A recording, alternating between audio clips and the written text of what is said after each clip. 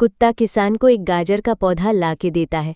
फिर किसान और कुत्ता गाजर को खेत में लगाते हैं।